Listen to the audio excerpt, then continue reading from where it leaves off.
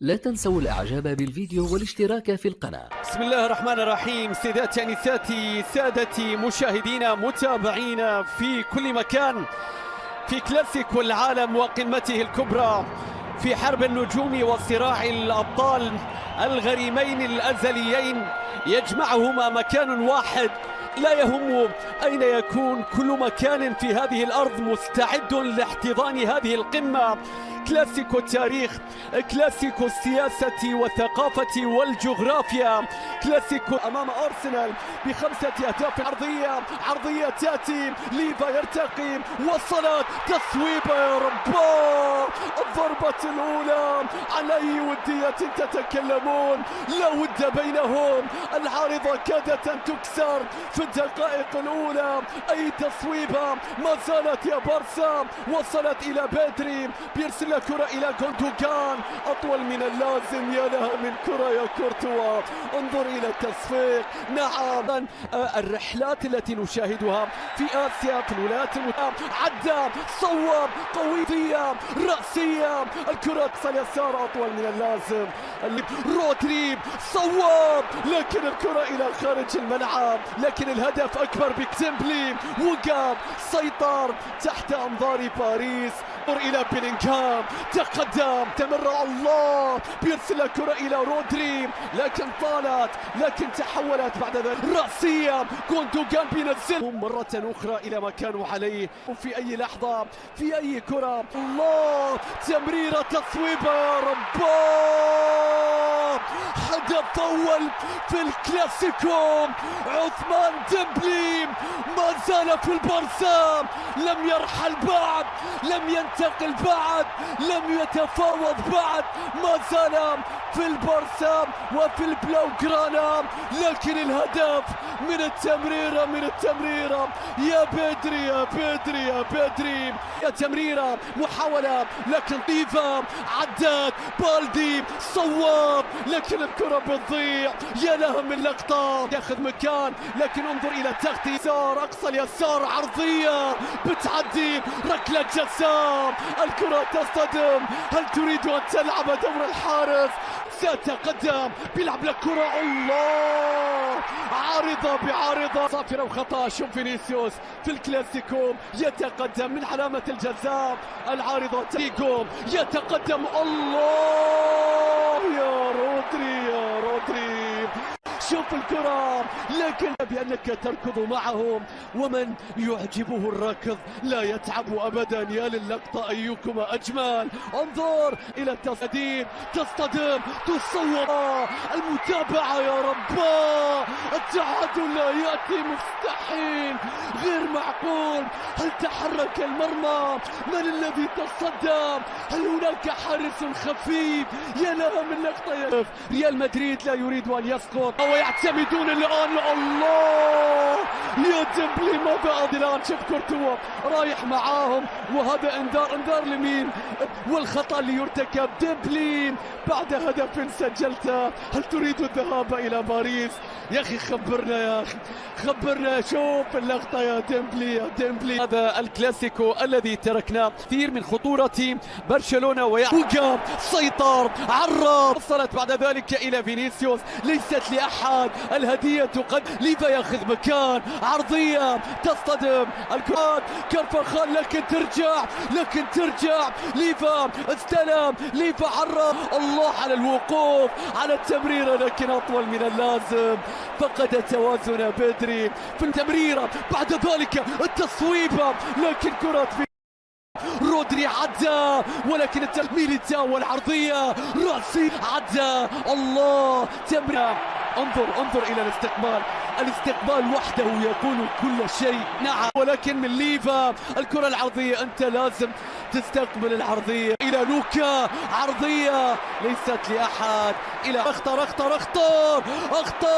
لكن حارس المرمى، يا الله يا ديمبلي، من الخلف قوية يا رب، اوه، لا مسوين شيء، تير شتيجن لا مسوي، اوه، هذا لوكا، وهذا شوف معاي قوية تصطدع بالماضية، وهذا فينيسيوس وأراوخو، وحتى الآن يريد ضربة قاضية عرضية تصطدم يا بالدي. بالنسبة لتشافي بيدري، كورتوا عادت إلى توني كروس، وصلت إلى غارسيا عرضية، وقف سيطر عرض، لكن الكرة تصطدم. عرض في مكان اللقطة في هذا الوقت تخسر توازنك يا فيني. هذا يشد، هذا يفتك. بعد ذلك شوف سيرجي روبرتو قال امسك مع ريال مدريد، لن يهدأ ريال مدريد، فمن يقدم نفسه رأسية، متابعته ينجح البارسا. يا رباه، مستحيلة يا بارسا في كلاسيكو العالم يضربون بالحديد بقدم يسرى، لا يهم من يخرج. لما العبث؟ لماذا تمد يديك؟ لن تمسك شيء، لن تمسك شيء. فيرمان لوبيز. السلام عليكم أيها المهووسون والمهووسات بالرياضة من متابعي قناة هل تعلم الرياضية. بعد إنهاء آخر مباراة له مع ريال مدريد، عرفنا أن كريم بنزيما سافر مباشرة إلى المملكة العربية السعودية لإتمام صفقة انتقاله إلى نادي الاتحاد. بالطبع فرحت جماهير الاتحاد بشكل كبير، حيث أن فريقهم المفضل قد حصل للتو على مهاجم مميز مثل بنزيما. يتضح ذلك خلال الملعب المزدحم بالجماهير خلال ذلك الحفل الترحيبي باللاعب البالغ من العمر 35 عاما. لم يكن ترحيب الجماهير الاتحادية ببنزيما مختلفا كثيرا عن الترحيب الذي قدمه جمهور النصر لرونالدو، حيث كان الترحيب الذي قدمته جماهير الاتحاد لبنزيما رائعا ورهيبا جدا. وفي النهاية قرر كريم بنزيما مستقبله بشكل رسمي، حيث انتهت خدمته لريال مدريد بعد 14 عاما.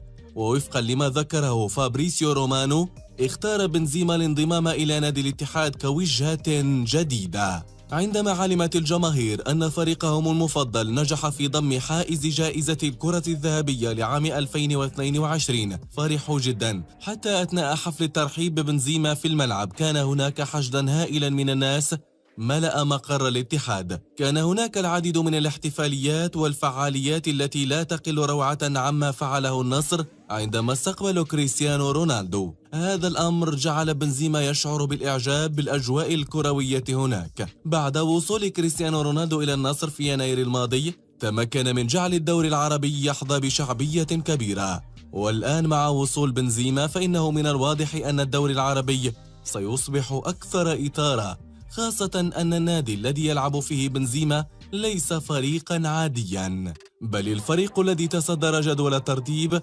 وأصبح بطلا في الموسم الحالي. وبوجود بنزيما بالطبع وكذلك رونالدو، فإن ليس مستبعدا أن تكون النجوم الأوروبية سببا في جعل الدوري العربي وجهة قادمة في مسيرتهم المهنية. على ما يبدو قال رونالدو في السابق أنه ليس مشكلة أن يأتوا في سن متقدمة، لأنه بأي حال سيكون ذلك نقلة نوعية لتطوير كرة القدم في المملكة العربية السعودية. ليس سرا بعد وصول بنزيما إلى الاتحاد، يبدو أن الجماهير لا يمكنها الانتظار لرؤية اثنين من أساطير ريال مدريد الذين سبق لهما أن حقق الهيمنة في أوروبا، والآن سيتنافسان كمنافسين. نحن جميعا نعلم الاتحاد والنصر يتنافسان بقوة هذا الموسم على لقب البطولة، وبوجود بنزيما فإن المنافسة مع كريستيانو رونالدو ستكون في صدارة الاهتمام. على الرغم من أن بنزيما لا يزال يحتل مكانة أقل الشعبية من كريستيانو رونالدو، إلا أن الجميع ينتظر بشغف عدد الأهداف التي سيسجلها بنزيما لصالح الاتحاد. بالتأكيد مهارة بنزيما لا تزال على مستوى عال، وحتى هذا الموسم نجح في تسجيل 31 هدفا من أصل 43 مباراة مع ريال مدريد في جميع المسابقات.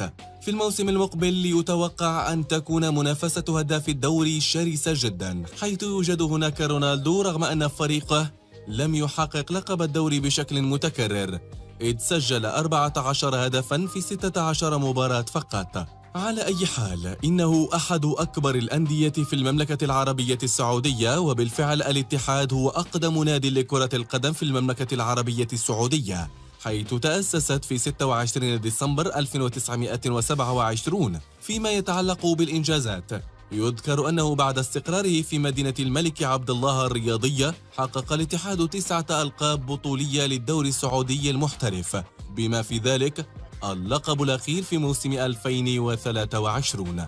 فاز ب9 ألقاب لكأس الملك و8 ألقاب لكأس ولي العهد، ولقب واحد لكأس السوبر، و3 ألقاب لكأس الاتحاد السعودي.